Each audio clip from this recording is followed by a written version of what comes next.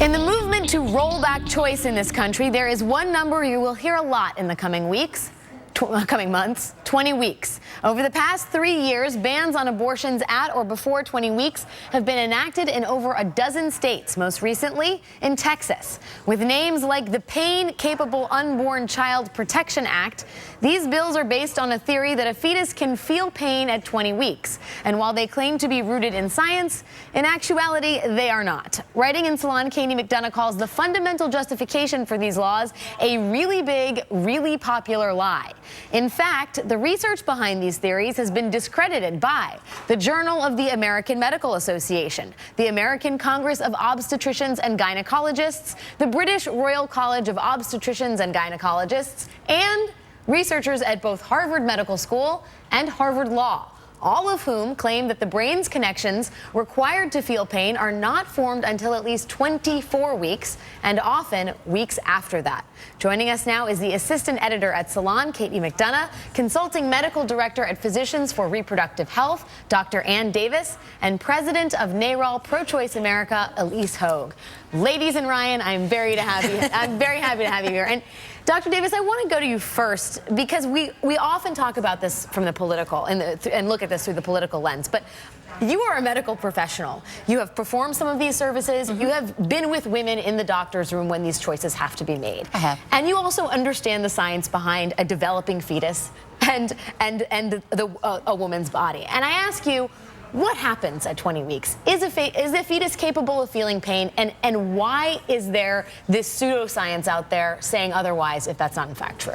Well, there's facts, and the facts about fetal development have not changed. So fetal development is fetal development. And I think one thing that's contributed to confusion is sonograms, because sonograms have gotten incredible. They're very detailed. And so we get this very up-close view of what's happening, but it's not changing the way that the fetus develops. We know very clearly that the tracts in from the body to the brain that convey pain, those very specific sets of nerves, aren't laid down until much later in the pregnancy than the 20-week ban. So the 20-week number and the actual time that a fetus could really perceive pain are months apart.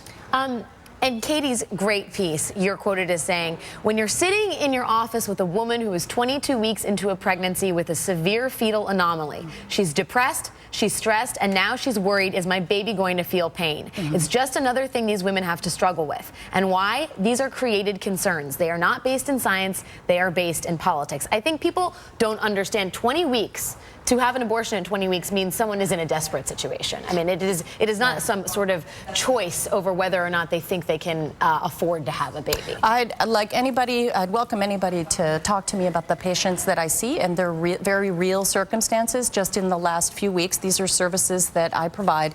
In the last few weeks, I've had a number of patients who were 22, 23 weeks, who had fetal treatments fail, who had a fetal condition develop much later in the pregnancy that never could have been diagnosed early without any, no matter what the science, it's not going to be there. So these are conditions that are going to occur. They can be very severe, and women they're deeply affected. They feel very stressed by finding someone to take care of them, by going through surgery. They have concerns about that, as anyone would who's having an operation. And then to say to them, now I'm going to make you worry about something that isn't real, so that just adds something else onto the pile that they have to think about and worry about, and it's not how doctors should be talking to patients. Elise, we know that this isn't really, of course, about fetal pain. It isn't really even about I mean, I would say the protection of life. It's about a concerted effort to roll back reproductive rights and make it harder and harder and harder for women to exercise control over their own bodies. Absolutely. And what the most disturbing part of the 20-week ban is that this is something that was introduced on the floor of the House of Representatives in Congress. It's not just state level. Passed. Yes, and passed. So from your vantage point, I mean, how do we increase not only literacy around this, but how does one make sure that this movement doesn't gain further steam? I mean, there is concern now that Roe v. Wade will either be rolled back or eroded enough that it really eradicates a woman's right to choose in the United States of America. Absolutely, Alex. I think we need to do two things. I think we need to listen to the doctors and listen to the real women who are facing these impossible situations. Because when that happens, Americans know we can't make that decision for someone else. And guess who else shouldn't be? Politicians. We don't trust them. because they're not doctors. They don't understand the medical. We trust our women, we trust our doctors. The other thing that's really important, and you get at it, is this is part of an agenda. It's not about 20 weeks to them. It's about banning abortion outright. And by the way, they're not that fond of contraception either when you get right down to it. And we've seen this over and over again. We've seen it when the 20-week ban passed in Texas. The very next day, the GOP down there introduced a 6-week ban, right? Because they'll go from 20 to 12 to 6 until women in this country don't have access to the constitutional rights established by Roe. And I think it's really important to expose this is not the only place they lie. I mean, these folks have about as much credibility on fetal pain as Exxon does on climate change, right? But we're also tracking their crisis pregnancy centers around the country where they codify lying and humiliating women because their ultimate goal is to eradicate abortion. And if they can't do that, they think we should be harassed and shamed for making the decisions that are ours. And that's the other piece too, right? It's not just the fetal pain, the psychology of even saying fetal pain to a woman who may have to abort a child that she is trying to carry.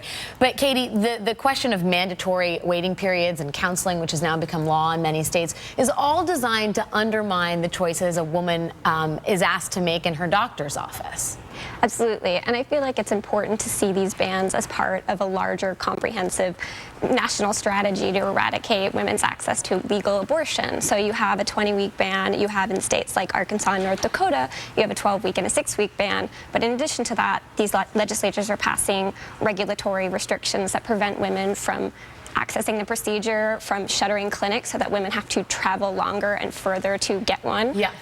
They're eliminating insurance coverage for the procedure so that women have to wait longer to be able to pay for it, which I think is another huge factor when you're talking about abortion at 20 weeks. Which costs, I think, abortions cost, and you would know this better than I, $400. And for some low-income women who represent, I think, 42% of the women who get abortions, they are low-income women. $400 is a lot of money. And I believe that's in the first trimester. I think the later into a pregnancy you get, the more expensive the procedure gets. And so if women aren't able to afford a first trimester abortion up front, they are going to have to wait longer to try and save that money, and it is going to delay when they can access the procedure.